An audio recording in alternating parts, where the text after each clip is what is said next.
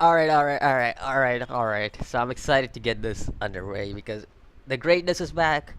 JoJo's Bizarre Adventure is back, and it's definitely one of my favorite series of all time. And I was looking forward to season 5. And personally, I do know like what are the stats and stuff, but I haven't read the manga just because I wanted to keep it to myself. Because I had my chance to read the manga, I do know what the stands are up to, like part 8, I think so. That's where the manga is right now. But yeah, I do know what the stats are up until part 8. But the only reason I have kept myself from reading the manga is just because I wanted to watch part 5 for myself, and I wanted to keep a thrill and everything to myself. So first of all, it's great. The animation, damn son, they come back with a banger. Like their production never fails to deliver JoJo's Bizarre Adventure's top-notch animation. So it's great to see that. It's great to see Koichi speaking everything out loud again. Every single thing Koichi speaks is out loud, straight up out loud, and it's like, mm, yeah, good job. You pretty much giving your opponent's stuff away. It's like, okay. But it's great to see Giorno's character like finally getting this thing, and for first time in JoJo's Bizarre Adventure, somebody's just speaking in their mind and not out loud. Like, don't get me wrong. Most of the times, like I love the fights in JoJo's Bizarre Adventure. The story isn't that impactful for me, but it's always been about knowing these stands, these fights, and just like all these cool like just straight up looks great. Like even the animation, that's speed for me out there. But I wouldn't say the story is the best out there, but it's average. The fights are magnificently animated, and that's pretty much what I can say. And the stands, boy, the stands are unique. Like each and every stand is very unique to itself. So it's pretty much cool to see all these stands around, and finally we get to see Giovanni's stands here. And bruh, I have been waiting for Golden Experience Requiem to show up. Or wait, is it Golden Requiem? I think so. I don't remember, but yeah, something like that. Golden Experience Requiem, Golden Requiem, whatever. But pretty much, if you guys haven't figured out, the stats ability is pretty much to reflect stuff. If you haven't figured out by now, like it just needs to punch that's the person or anything, and it can like punch reality or something like that, and it'll just reflect stuff. So yeah, it pretty much seems like that with episode, at least from what I've seen in episode 1. So pretty cool with that. Then we also get to see Koichi in this episode. Reverb Act 3 finally showing up, and it's great to see that. And it's just like it's pretty cool. Like all the my classical character, my one of my favorite characters, actually the favorite character of all time for me in in JoJo's Bizarre Adventure showed up in this episode, and that's Shotaro. So it's great to see. I know a lot of people like Josuke, but listen, man, Jotaro is my man for me. Like, he's low key the best character for me in JoJo's Bizarre Adventure. Pretty cool, and I just like him. Like, he's pretty cool, like straight up cool. So I just can't say anything about him. And his stand is also pretty cool. Star Platinum is one of the pretty cool stands I have seen. So yeah. Now let's like going forward, and let's talk about Bruno's tan and how disgusting it is. Like the way even he speaks, like oh my god. Ah, Jesus, like straight up. Just straight up. No, no, thank you. I'll take my leave. So yeah, that's pretty much Bruno's stance expression. The first time you see his expression, and that's pretty much for me the first time I saw Bruno's stand. That's pretty much me. Like no, no. So yeah, let's also speak about who Giovanni is actually is, and why he has a stand. He's pretty much Dio's son. If you haven't figured out that, but I don't know if you got how you would even not figure out because Jotaro pretty much says it's Dio's son. And he's like, I killed his father, and Koichi is like, overreaction. Not me. It's like, okay, yeah, it's like Koichi always has the overreaction. Like, my dude Koichi is cool, but he's an overreactive person. With the syndrome of most characters in anime speaking out loud your opponent's action. Like that's pretty much my dude Koichi for you, a classical anime character. Overreactive plus out loud. It's like your classical character. That's why I find Koichi one of the coolest characters in JoJo. So just like straight up. Anyways, this episode there isn't much to talk about to be honest. Like it's pretty much Koichi's meeting with Giovanni, and that's pretty much it. And then Giovanni pretty much taking down Likia and Luca. That name is just so it's just so weird to speak those names because you know it's weird. They're deliberately given weird names. Jeez, my English. Yeah, but they're given these weird names just so that it's just so weird. But anyways, yeah, that's pretty cool.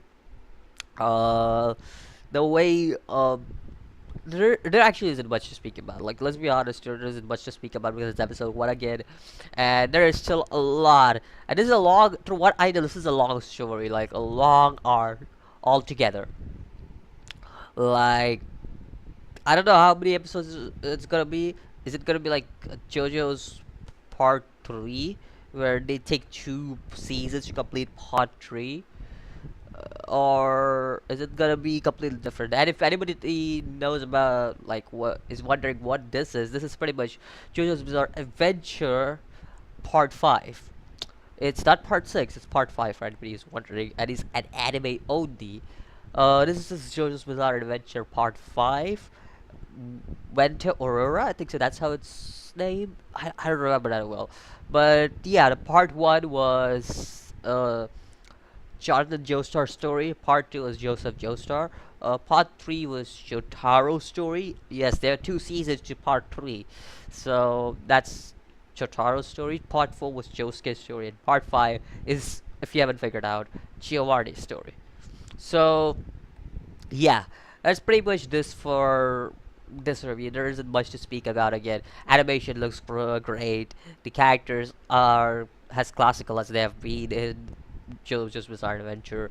The fights are great as always, and I'm looking forward to episode 2 and actually looking forward to what they're gonna do with it. I think that this is the only anime that I enjoy where I don't give a crap about the story. Like I don't give a shit about the story. I don't give a shit as long as I get the cool fight scenes. I get to see the cool stat. I don't give a shit about the story because, to be honest, the story is pretty average. Like just like it's a very average story. It's just a family issue story, to be honest. But like, let's be honest. Let's see the protagonist in season 1. And yes, I am going through this because it's JoJo's Bizarre Adventure. I've never done a review on it, so I just want to go through this real quick. Like, let's go to through like episode 1.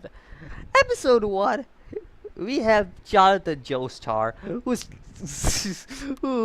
rival is Dio Brando, who's pretty much like who's pretty much a brother. Like this whole family, like it just like it's a whole family thing. Like part 2, I don't give a good damn about because part 2 is pretty much Joseph's story, but Joseph isn't like going through Dio stuff. But part 3, Dio comes back, and pretty much, yeah, spoilers. I'm spoiling you guys. I don't give a shit. Like if you watch part 1, 2, 3, or 4, like that doesn't make any sense for you to just watch part 5 directly. Well, even though you can watch part 5 directly because all the parts in a way like can join together and they just explain you the whole story again, and like part 1, part 2, part 3, and part 4, and part 5 doesn't give a damn. Like you can just watch like directly, because if you watch part 5 since the start and you're watch part 1, part 2, part 3, part 4, it's alright because none of these core stories like correlate to one another. They all explain something or another. They explain everything about what's happened in the previous part, just the important parts which are needed. So yeah, you can just watch without worrying about missing much. But I do recommend watching all the JoJo's part. Part one isn't that much of like great. So it's just in case if you guys are gonna watch part one, part two. Like if you're thinking that part one isn't that great, I can understand. Like if you're a newcomer to JoJo's Bizarre Adventure and stuff, and you're thinking that part one isn't that great, and Jordan Joe swords, all this stuff, like how they're using Hamon and everything. I can understand why you're saying that because it's a slow start and stuff. Like it isn't really. It's a vampire type of story. It's everything. Like I understand why you're saying that. But once you go to part two, yeah, part two, that's where everything goes like, oh, that's pretty cool because Joseph becomes the cool shit and begins to read your mind like a genius. But yeah, Joseph becomes the coolest shit you've ever seen, and he becomes like so cool that you are like, damn son. But yeah, part two is pretty cool. Part three is pretty cool. Part four is pretty cool, and now part five. Now, but let's talk about the family issues like I was talking about previously. Jonathan Joestar and Dio Brando. Adopted son and the original son. Then we go to part two. Part two, we got Joseph. Let's just not go there because there's nothing to do with family issues there. Well, technically there's family issues because Joseph meets his mother and everything, and it's something like I don't know what I'm speaking about. Skip part two because part two doesn't have family issues, to be honest. Actually, it does. It does. What I was saying, it does. It does have family issues. Like what? Joseph and his mother. Yeah. What? Like it does have family issues. Like my dude, this guy was peeping on his mother. Like what? Like no. Let's go to part three. Again, it's still a family issue. Like this whole series is based on family issues. Like it's funny. It's funny to see that. But yeah, JoJo's Bizarre Adventure. It's got great fights, and I think so. This is the only series that I will not give a damn about the story just because of how cool the fights are and how cool the stands look, the animation looks, and yeah, this is the only series that I'll not give a damn about the story. I don't give a damn about the story for this series just because of how cool it is. So yeah, let me know what you think about this episode of JoJo's Bizarre Adventure. I'm looking forward to like look at all these stands and stuff, and it's just like I haven't seen many stands from part five. I only know main character stands like Giovanni. There's that zipper. Yeah, Bruno. And then there is this one guy with the airplane flag stand. I don't know who he is. No spoilers. It's just a stand name. I don't even know the stand's name. I mean, I just know he's got some kind of airplane stand. Like that's all I know. That's all I know. But yeah, there's some cool stands here and there. So I'm looking forward to also the main villain because I know the name of the main villain, but I'm not gonna spoil it yet. Not until he's introduced, or people will be like, "Come on, dude, spoilers!" No, I'm not gonna speak about the main villain of this series. Anyways, let me know what you think about episode one. I thought this was great to see all the classical JoJo stuff happening here. It's just JoJo is such a classic. And yeah, let me know what you think about it, and I'll see you guys in the next video. As always, peace.